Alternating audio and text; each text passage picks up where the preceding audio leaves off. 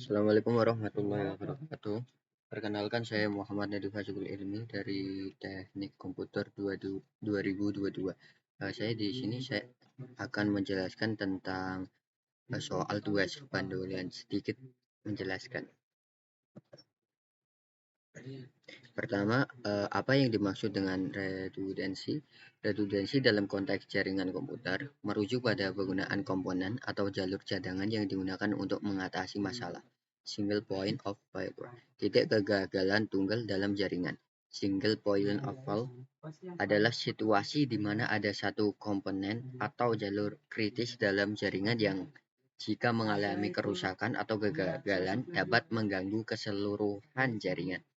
Untuk implementasi redundansi sendiri dalam jaringan komputer melibatkan pembuatan jalur atau komponen cadangan yang siap digunakan ketika jalur atau komponen utama mengalami kerusakan atau kegagalan. Ini bertujuan untuk menjaga ketersediaan dalam keandalan jaringan.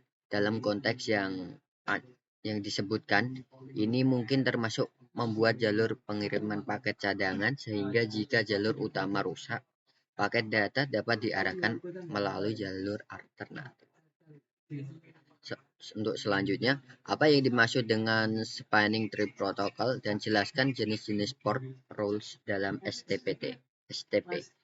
Spanning Tree Protocol adalah atau bisa disebut STP adalah protokol yang mencegah loop pada lapisan dua jaringan data link layer dengan menghitung pohon hubungan antar perangkat.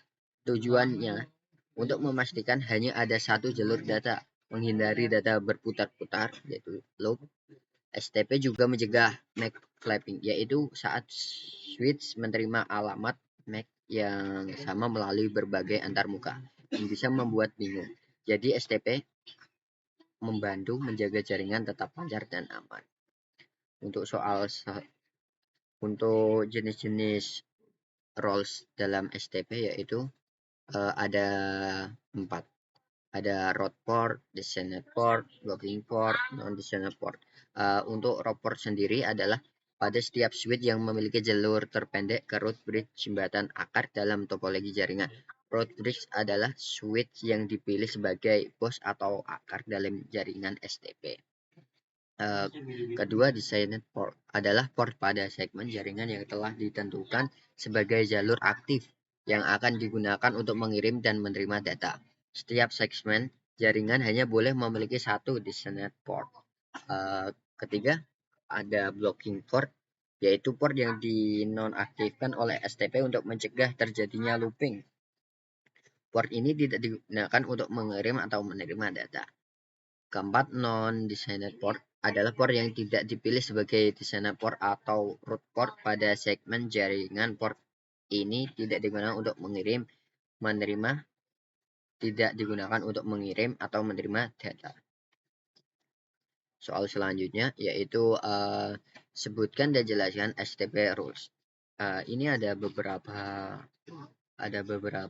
STP rules, yaitu pertama root bridge selection, yaitu pemilihan root bridge. Memilih switch pusat yang memiliki bridge ID yang terendah.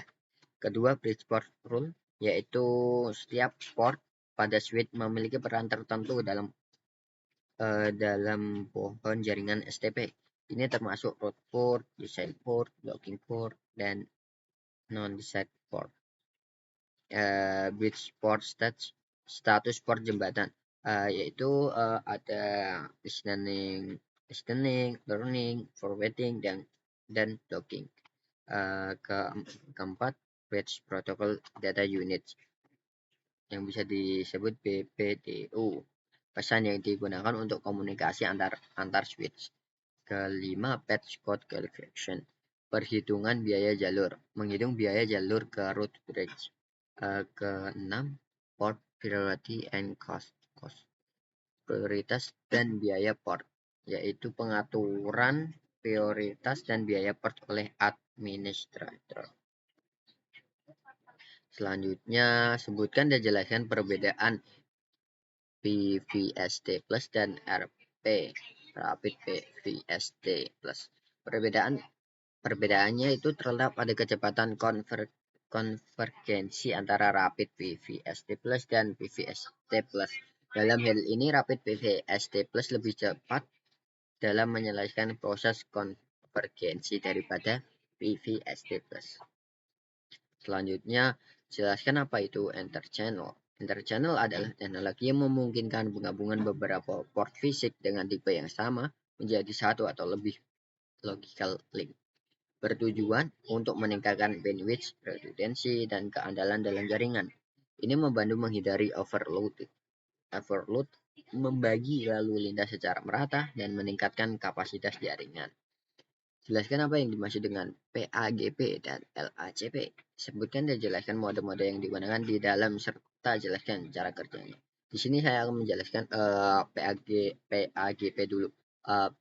Port Aggregation Protocol atau bisa disebut PAGP adalah fitur yang ditemukan dalam perangkat jaringan Cisco yang digunakan untuk membentuk interchannel dengan cara mendeteksi dan mengkonfirmasi konfigurasi yang sesuai antara dua sisi. PAGP memiliki dua mode, yaitu auto dan desirable. Auto yaitu port akan merespon jika ada penggabungan yang diajukan oleh port di sisi seberangnya, tetapi tidak memulai proses penggabungan sendiri. Untuk mode desirable, yaitu port akan memulai proses penggabungan dan mencoba untuk mengkonfirmasi dengan port di sisi seberangnya apakah mereka juga ingin bergabung. PAGP yaitu cara kerjanya dengan mengizinkan port-port yang kompatibel dari satu switch untuk saling bertukar paket dengan switch lainnya. Setelah paket-paket ini bertukar, PAGP akan menggabungkan port-port yang sesuai dengan dalam sebuah interchannel dan kemudian mengintegrasikan ke dalam pohon spanning tree sebagai satu port tunggal. Setelah interchannel terbentuk, konfigurasi port-port di dalamnya akan dianggap sama.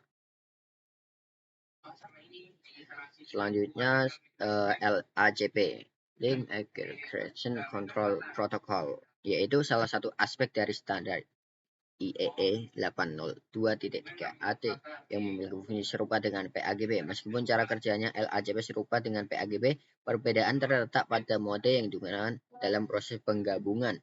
LACP memiliki dua mode, yaitu aktif dan pasif. Untuk aktif sendiri, yaitu port akan mengirimkan permintaan penggabungan dan mencoba untuk mengonfirmasi dengan port di sisi seberangnya apakah mereka juga ingin bergabung. Kedua, pasif. Port akan merespon jika ada permintaan penggabungan dari port di sisi seberang, tetapi tidak memulai proses penggabungan sendiri. LACP bekerja dengan pertukaran pesan LACP antara port yang memungkinkan mereka untuk logical link.